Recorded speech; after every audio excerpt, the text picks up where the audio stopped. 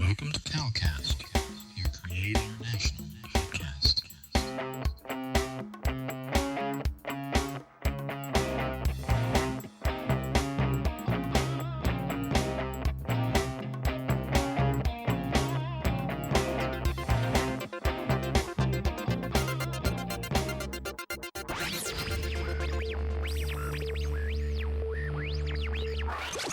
God Network News, where we give you a new perspective on events happening in our world today. This is GNN.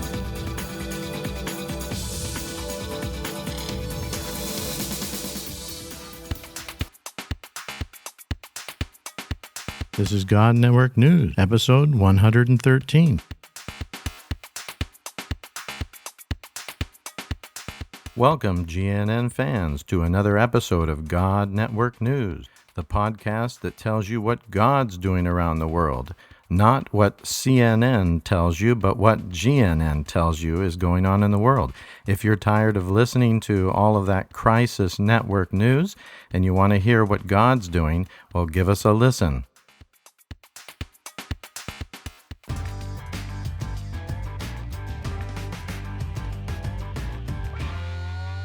Greetings, faithful God Network News fans and all you new listeners to God Network News. We're really excited to be bringing you fresh news from the field of what God's doing amongst unreached people group. And we want to thank you for all of you that listened to our series on the Middle East and all of the incredible stories and the comments that you gave. Please don't hesitate to put comments on our website and any questions you might have. And do visit those links that we have put in the show notes if you're interested in getting in contact with some of those interesting people that are behind the stories. And we want to start a whole new series, and this one is going to be very exciting. We've got tremendous amount of stories, fantastic, incredible stories of God's miracles from the continent of deep, dark Africa. Actually, it's not deep, dark Africa anymore because about 60% of the population of that continent are now believers in Jesus. But there are still many unreached people groups there, and we've got a lot of workers that are doing incredible work amongst those remaining unreached people groups. And I hope that you will be inspired by all of these great stories from the continent of Africa.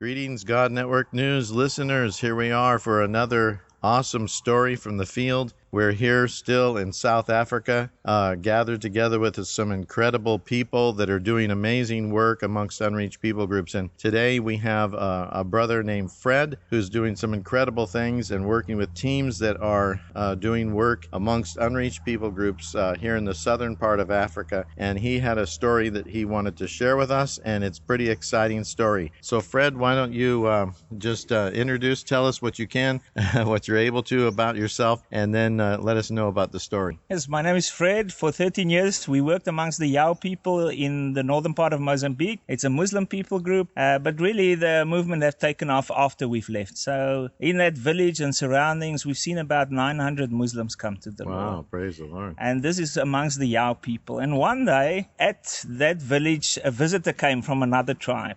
His name is Yasintu, and he's from the Makua Meto tribe, another unreached people group. And he visited the village and he got to know Pedro, and he came to the Lord. And when he came to the Lord, he was really so convicted of his own sin. And he told Pedro, the Waiwama there, he told Pedro, I need to go to my family and ask forgiveness for my sins. I've messed up. And he asked Pedro, can you come with me? So Pedro said, no problem. It's about 150 kilometers, another area and another unreached people group. And when he got home, he called his family, his brothers and his father together. And when they were together, he went down on his knees and he said to his dad, I'm so sorry for what I did.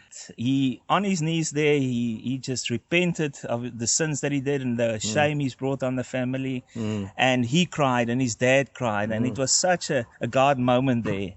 And when that happened, the uncle was not there. The uncle is a very influential man in that area. He's the leader of 10 mosques. And when he heard about it, he said, this can only be God. And he invited Pedro and Yasintu and said, Pedro, can you come and talk about this Jesus in our mosque? Wow. So he gave Pedro the opportunity to preach in the mosque. And when Pedro gave the salvation message in the mosque there in Northern Mozambique, he was so touched by the gospel. And he called the 10 mosque leaders together. And when they came together, he told Pedro, please, can you go and talk about Jesus in each one of these mosques? Oh, my goodness. And he told these leaders of the mosque, he said to them, this is Pedro, he's coming, he's going to teach you about Jesus. Oh my goodness. And Yasintu then started to work amongst the villagers. He started to share his testimony, to share the gospel, and people started to come to the Lord. It was just a God thing. This is a least reached tribe, and that whole area, there were no churches. It was just Muslim village upon Muslim village. And when Yasintu started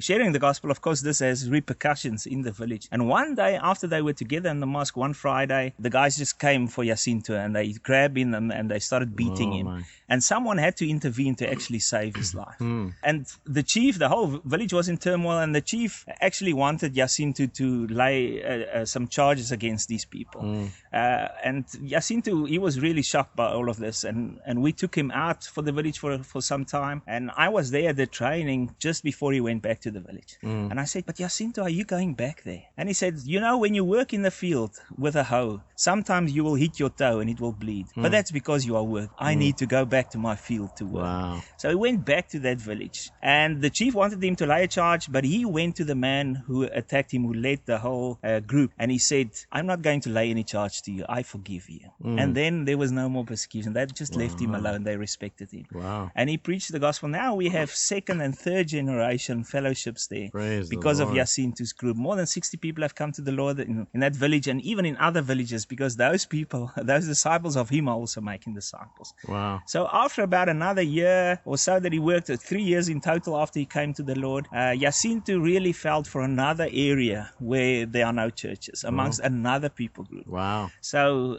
he's from the Makua Meto tribe, and that's where he preached the gospel, hearing it amongst the Yao people, and now he went to the Makua Shirima, another unreached people group. And he went to this area, and the night he came there was a problem in the village because a Christian came to visit, and when the Christian died, the imams, it's a Muslim village, they said, we're not going to bury this person, this is a Christian. Right, they can't do it. And the family was so shocked, what are they going to do? Yasintu said, I will do it, I will bury her. And he was just there at the right time and really opened the hearts of the people the first day he's there in that village. That's amazing. For the gospel. Wow, that's incredible. What a story. It just shows how the Lord can use people, just ordinary people, if they'll just be obedient. And it also shows that sometimes we need to suffer for Christ, right? It's not all easy, is it? No, it's not. And especially not for those guys. And just the way Yasintu is a simple guy. He has his field, he works, and he still works in his garden, but he works just enough to survive so that he has time to preach the gospel. Yeah. But he never went out of the village to become a YWAM or go to do training outside. He was just discipled by Pedro and others in that village, and the things he received and he learned, he taught others. Yeah, that's so biblical, isn't it? To pass on what he has been taught to others that will be faithful to pass it on to others. And that's what this whole disciple-making movements are all about. It isn't just making a disciple, it's making disciplers of other disciplers of other disciplers. So, and that's what continues to cause the growth to happen exponentially. Yeah, that's an exciting story, and it's wonderful to hear about this, because this is people that have never heard of Jesus before. Most people would look at them and say, oh no, they'll never come to Christ. They're strong Muslims, and it's just exciting to see what's happened amongst the Yao people. And it's exciting to hear your story too. I know you've told us your story before, how you went to the Yao many years ago and you worked hard and you were there for a while and you were praying and everything and saw a little bit of fruit, but nothing like what's been happening now. But you planted the seeds and God watered it and brought the increase. And so it's just so exciting to see you've got an amazing legacy amongst this people group. Thank you. Yeah. So thank you so much, Fred, for sharing that story. Very exciting. God Network News fans, I hope that you'll be praying for this movement amongst the Yao people, that it will just continue to grow and that God will get glory amongst this people. They will come to know this God that loves them and died for them to save them from their sin and shame. Okay, thank you so much, Brent. Bless you. Thank you.